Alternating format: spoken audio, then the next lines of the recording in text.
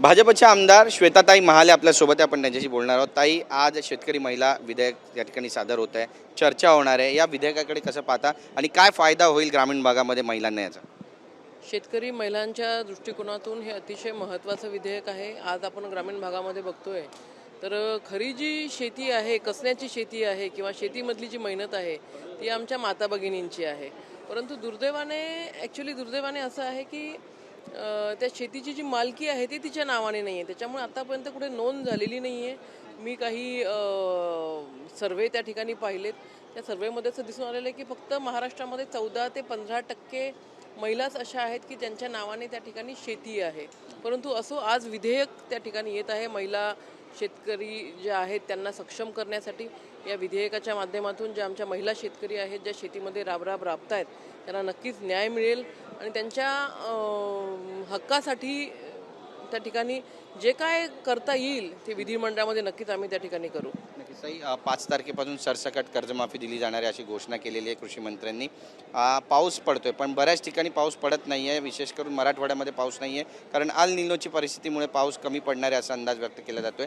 ग्राउंडची नेमकी रियालिटी काय आहे? तुम्ही पण ग्रामीण भागाच्या आमदार आहात, काय नेमकं तिथे घडतंय? नाही, बरोबर आहे. अल निनोचा प्रभाव असणार आहे. शासन, स्वतः मुख्यमंत्री देवाभाऊ हे गेल्या 6 महिन्यापासून या परिस्थितीचा अंदाज त्या ठिकाणी घेत होते. त्यांनी प्रेस कॉन्फरन्ससुद्धा घेतल्या आहेत की बाबा अल निनोचा प्रभाव येणार आहे, या ठिकाणी पावसाळा नेहमीप्रमाणे राहणार नाही किंवा पहिला पाऊस पडल्यानंतर काही पावसाचा खंडसुद्धा पडण्याची शक्यता आहे. अशा वेळेला चांगला पाऊस पडू द्यावा, जेणेकरून पेरणी त्या ठिकाणी उलटली नाही पाहिजेत. आणि जर कुठे दुबार पेरणीची वेळ जर का आली तर अशा वेळेला प्रशासनसुद्धा शेतकऱ्यांना बियाणं औषधी पुरवण्यासाठी त्या ठिकाणी सक्षम असणार आहे. अशा पद्धतीच्या सूचना मुख्यमंत्री महोदयांनी स्वतः दिलेल्या आहेत. आता प्रत्यक्ष त्याची अंमलबजावणी ही अधिकाऱ्यांनी त्या ठिकाणी केली पाहिजे. हे खरं आहे, विदर्भामध्ये, मराठवाड्यामध्ये पाहिजे त्या पद्धतीने पाऊस झालेला नाही आहे.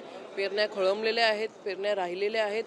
आमच्या बुलढाणा जिल्ह्याचा जर विचार केला तर बुलढाणा जिल्ह्यात मात्र चांगला पाऊस झाला आहे, उशिरा आला आहे, परंतु पेरण्या त्या ठिकाणी आता सगळ्या संपलेल्या आहेत. नक्कीच ताई, देवेंद्र फडणवीस ज्या पद्धतीनं काम करत आहेत त्यावरून आता राष्ट्रवादी शरदचंद्र पवार यांच्या पक्षाचे जे खासदार आहेत अमोल कोल्हे, त्यांनी स्तुती केली आहे आणि देवेंद्र फडणवीस यांना इन्फ्रामॅन म्हटलेलं आहे. आपल्याला कुठलीही ऑफर आली नाही, पण आली तर आपण नक्कीच त्याचा विचार करू, अशा पद्धतीचं त्यांचं भुवया उंचावणारं विधान आहे. बरीच चर्चा आहे त्यांच्या विधानाची. ऑपरेशन लोटस कुठेतरी सुरू आहे का असं पण बोललं जातं. एकीकडे ऑपरेशन टायगर, दुसरीकडे ऑपरेशन लोटस. हे बघा, भारतीय जनता पार्टीला असं कुठलंही ऑपरेशन करण्याची आवश्यकता नाही आहे. फडणवीस साहेब हे नक्कीच त्या ठिकाणी डेव्हलपमेंटला प्राधान्य देणारे आहेत. ज्या ज्या ठिकाणी त्यांच्याकडे विषय येतात, विरोधक जरी असेल आणि तो त्याच्या मतदारसंघातला एखादा डेव्हलपमेंटचा विषय घेऊन येत असेल तर त्यावेळेला फडणवीस साहेबांच्या हाती जेवढं आहे तेवढं देण्याचा प्रयत्न ते करतात. आणि त्याच्यामुळं अमोल कोल्हेंसारखे बरेचसे खासदार आहेत, बरेचसे विरोधी पक्षातले आमदार आहेत की फडणवीस साहेबांच्या या असल्या धोरणामुळे किंवा डेव्हलपमेंटला ते प्राधान्य देतात. त्याच्यामुळे त्यांना असं वाटतं की आपणसुद्धा फडणवीस साहेबांसोबत त्या ठिकाणी काम केलं पाहिजेत, आपणसुद्धा त्यांच्या खांद्याला खांदा लावून काम केलं पाहिजेत. मला असं वाटतं त्यांची जर इच्छा असेल तर त्यांनी नक्कीच विचार केला पाहिजे.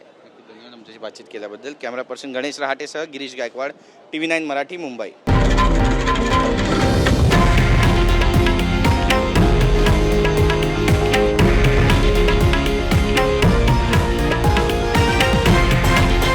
हे आहे देशातील नंबर 1 न्यूज नेटवर्क आणि आपण पाहत आहात TV9 मराठी, एकमेव.